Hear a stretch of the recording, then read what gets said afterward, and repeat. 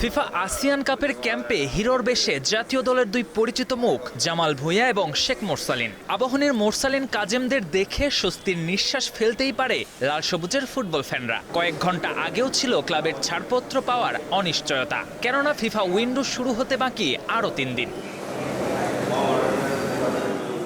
আবাহনীর প্লেয়ারদের পাওয়া গেলেও ছিল না মোহামেডানের কোনো প্লেয়ার। তবে আজকের মধ্যেই তাদেরও ক্যাম্পে যোগ দেওয়ার কথা জানালেন ন্যাশনাল টিম ম্যানেজমেন্ট কমিটির সদস্য ইকবাল হোসেন এবং টিম ম্যানেজার আমির খান।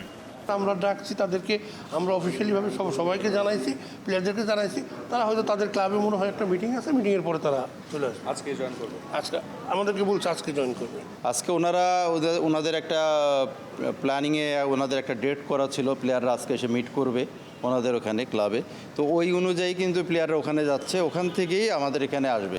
অচেনা মঞ্চ, প্রস্তুতিটা রাখতে হবে সর্বোচ্চ। আগে কোনো প্রস্তুতি ম্যাচ খেলবে কিনা দল, সেটি ছেড়ে দিলেন কোচের হাতেই।